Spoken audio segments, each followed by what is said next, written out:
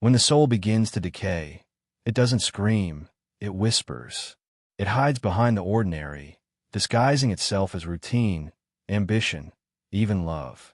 Most people never notice the slow erosion of their essence until one day they wake up feeling empty, disconnected, and unsure of who they've become.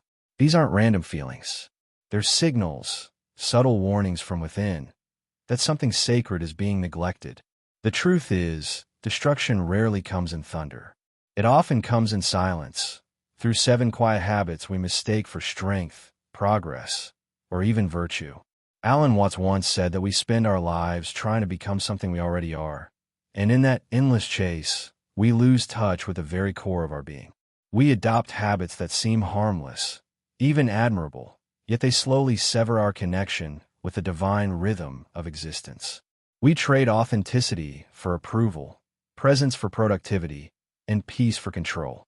Each small compromise chips away at the soul until all that remains is a shell that moves, speaks, and breathes, but no longer truly lives. Perhaps you felt it too, that strange dissonance between what you do and who you are. That quiet ache in moments of stillness, the one that no achievement or distraction can silence. You may have thought it was just stress, or fatigue, or a lack of direction.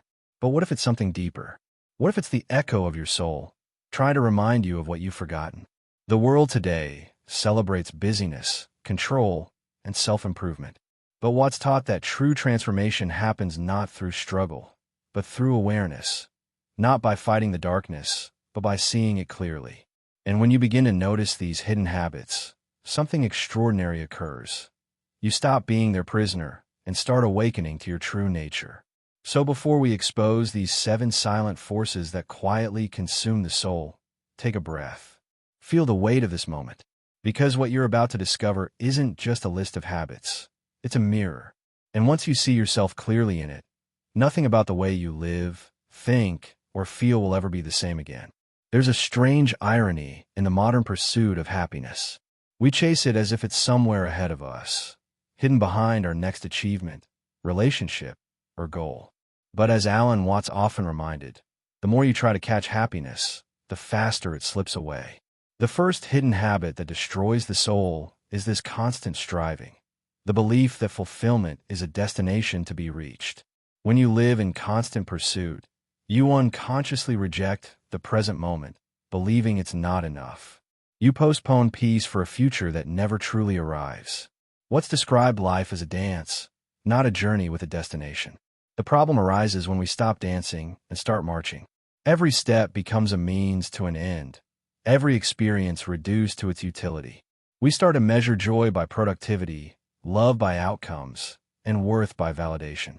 In doing so, the soul becomes exhausted, not from failure, but from forgetting how to simply be.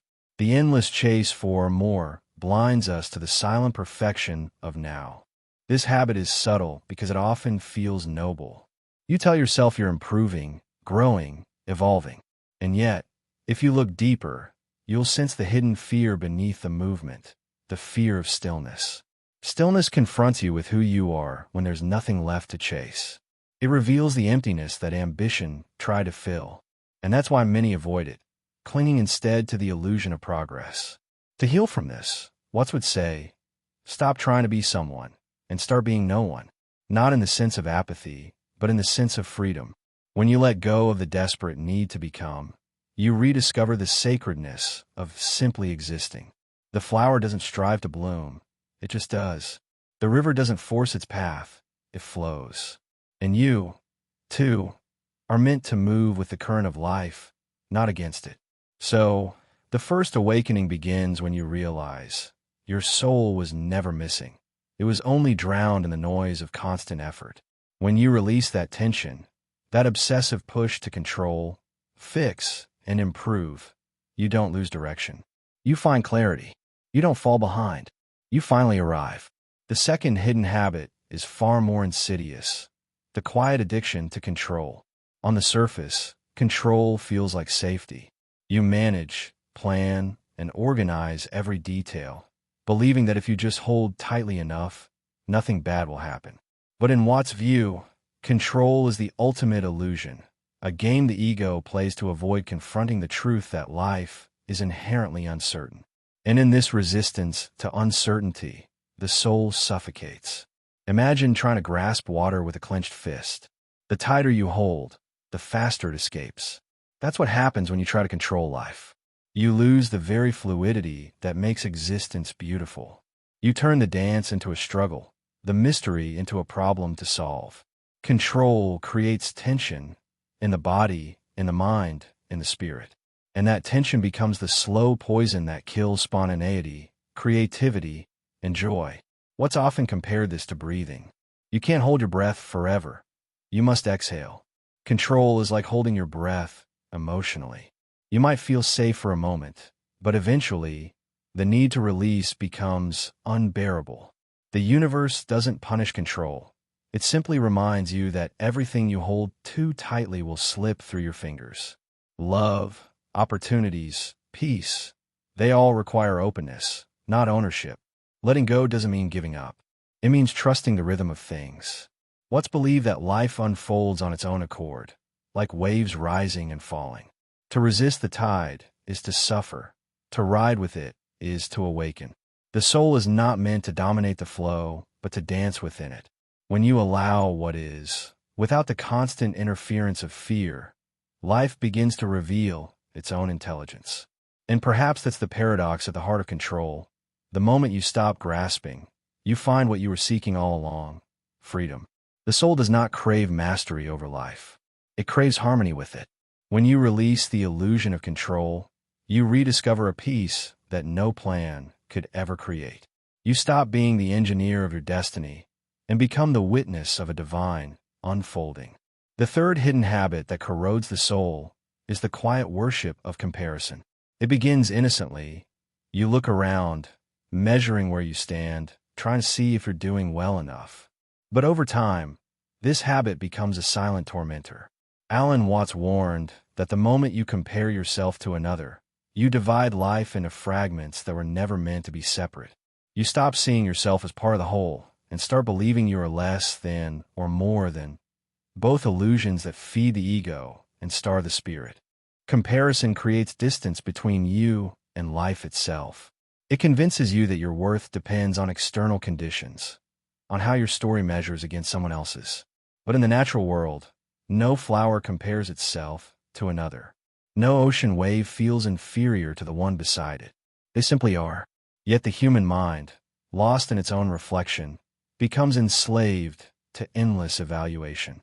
And in that cycle, the soul forgets its own rhythm, its own sacred uniqueness. Watts believed that the root of suffering lies in separation, the idea that you are a self, isolated and competing in a hostile world. Comparison feeds this illusion. It tells you that happiness belongs to the successful, beauty belongs to the admired, peace belongs to the enlightened. But life doesn't work that way. Every expression of existence, even the pain, even the confusion, is part of a greater harmony that cannot be ranked or judged. When you stop comparing, you rediscover the wonder of simply being alive. You stop chasing perfection and begin to see beauty in imperfection. You no longer need to be better. You only need to be real. What's often said that when you understand this, you don't look for meaning. You realize you are meaning. The tree doesn't need a purpose to grow. It grows because it is. And so do you. The cure for comparison isn't confidence. It's awareness. The moment you see the absurdity of the game, it loses power over you. You stop competing in a race that never ends, and you start walking in peace. That's when the soul begins to breathe again. When you remember that you were never in competition with anyone, not even with who you were yesterday. The fourth hidden habit is one most people confuse with strength: emotional suppression. The idea that to be spiritual, enlightened, or composed, you must not feel deeply. But Alan Watts taught that denying emotion is denying life itself. The soul is not purified by detachment. It is awakened through presence. When you suppress what you feel, you aren't controlling pain. You're freezing the current of existence. You become like a river trying to stop its own flow. The modern world teaches emotional numbness disguised as maturity. You're told to stay positive, to move on, to let it go. But what if letting go means allowing yourself to feel? What's often said that emotions are not mistakes. They are waves in the ocean of consciousness. When you resist them, you create turbulence. When you allow them, they rise, crest, and dissolve naturally. But the ego fears this surrender, mistaking vulnerability for weakness. This habit quietly kills the soul because it blocks the very energy that connects you to life. Every unexpressed tear, every swallowed anger, every denied joy becomes a weight you carry unknowingly. The body remembers what the mind rejects. The soul shrinks in the silence of unspoken truth. You begin to live half alive, safe but disconnected, calm but hollow. What's believed that true spirituality is not escape, it's intimacy. To live fully is to meet every feeling without resistance, to allow the storm without trying to stop the rain. When you cry, the universe cries with you. When you laugh, it echoes through all things. This is not poetic exaggeration. It's the realization that you and existence are not two. Your emotions are not obstacles on the path to awakening. They are the path itself. And so, the healing begins when you give yourself permission to feel again, to let joy move through you without guilt, to let sorrow soften you instead of harden you. That's when the soul returns, not in the absence of emotion, but in the honesty of it. As what might say, the moment you stop trying to rise above your humanity, you finally become divine. The fifth hidden habit that corrodes the soul is the pursuit of perfection. On the surface, it looks noble, the desire to improve, to refine, to do things right. But as Alan Watts revealed, perfection is a trap of the mind, not a truth of existence. The universe itself is not perfect, it is whole. The rain doesn't fall evenly, the mountains are not symmetrical, and yet everything works in balance. Perfectionism is the ego's attempt to impose order on a living mystery. And in that struggle, we lose the art of simply being. When you chase perfection, you turn life into an endless project. You stop experiencing it and start managing it. Every mistake becomes a crisis, every flaw a failure, every moment an audition for approval. What's compared this to trying to smooth the surface of water with an iron? The harder you try, the more you disturb it. The soul suffocates under this weight because it thrives in freedom, not in flawless performance. It doesn't want to be polished. It wants to be real. This habit also steals the joy from creation. You stop dancing because you're too focused on the steps. You stop loving because you're afraid to lose control. You stop expressing because you fear being misunderstood. In pursuit of perfection, you sacrifice the one thing that makes you human, your aliveness. Watts believed that the beauty of life lies in its imperfection, because that's where movement, growth, and discovery exist. Without imperfection, there is no music, only silence. The secret, then, is to surrender the need to be flawless and instead embrace your incompleteness. To see that every crack, every mistake, every fall is not a flaw in your being, but a doorway into deeper awareness. When you stop trying to fix yourself, you realize there was nothing broken to begin with. You were never meant to be perfect. You were meant to be whole. And that realization changes everything. You begin to live with softness instead of rigidity, curiosity instead of judgment. The soul doesn't return through discipline. It returns through acceptance. The moment you stop forcing yourself to be better, you finally allow yourself to be. The sixth hidden habit that quietly erodes the soul is attachment. Not just to people or things, but to identities, beliefs, and stories about who you think you are.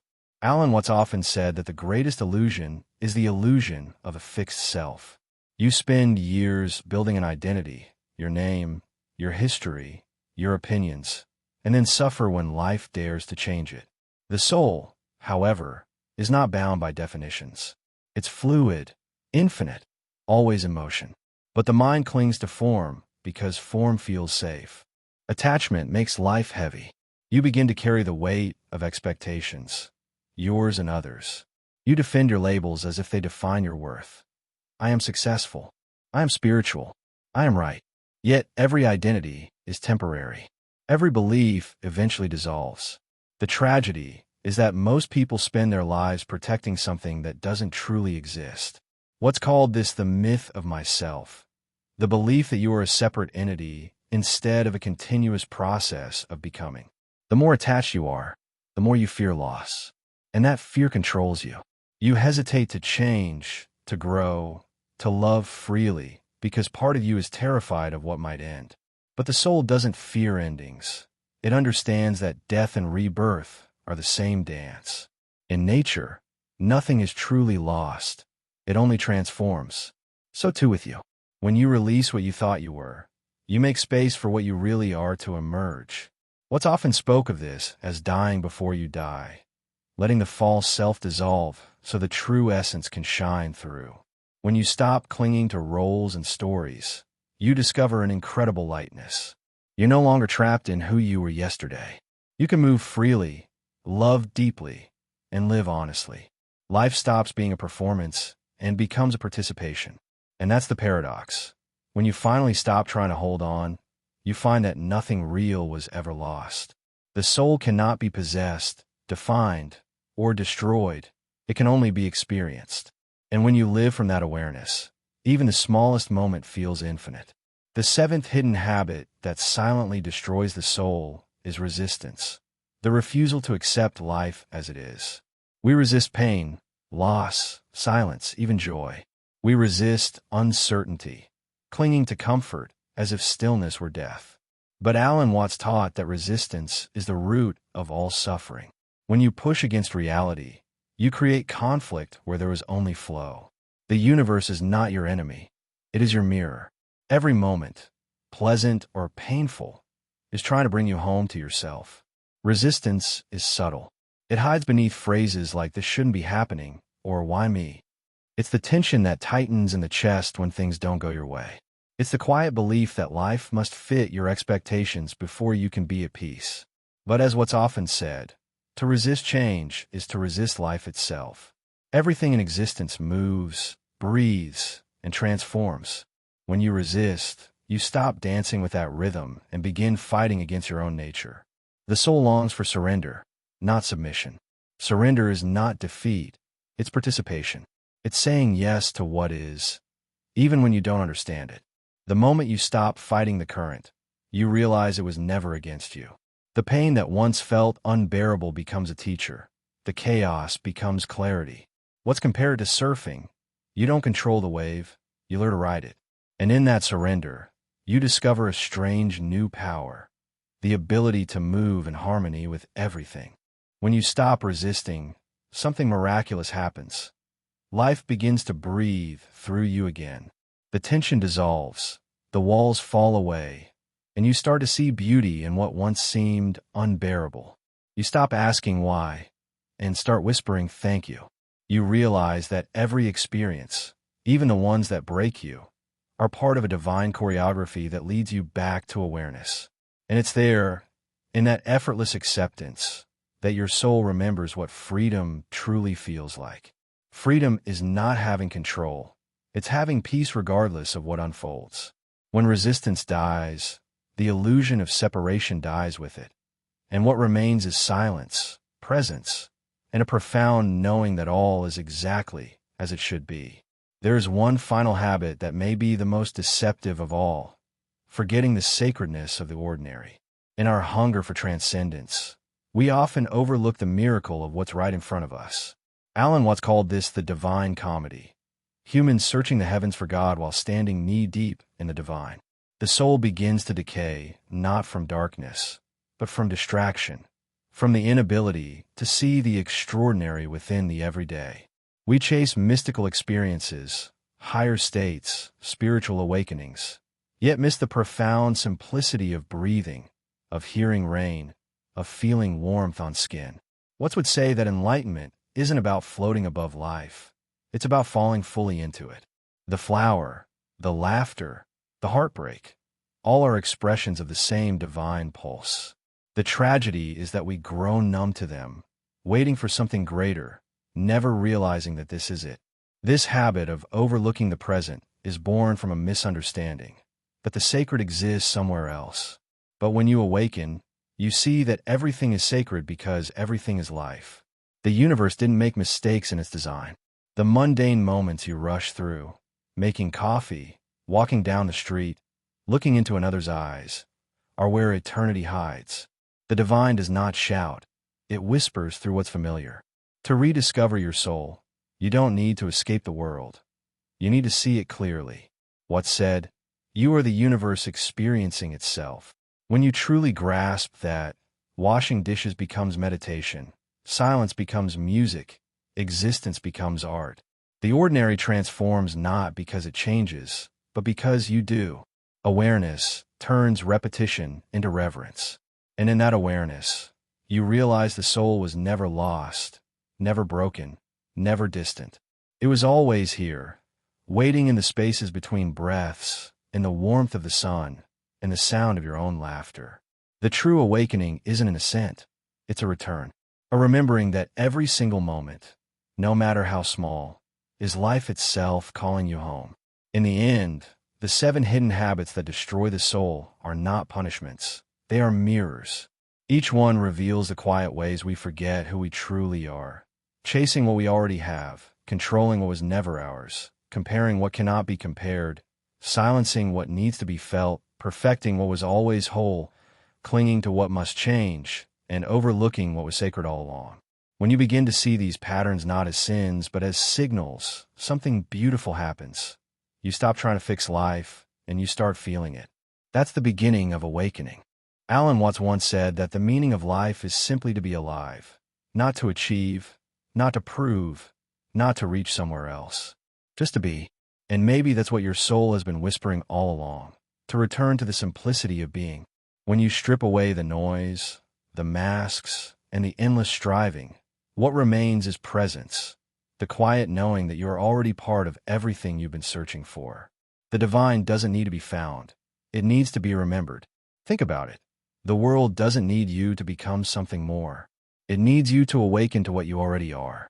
Every time you release control, every time you let yourself feel, every time you surrender comparison and perfection, your soul expands.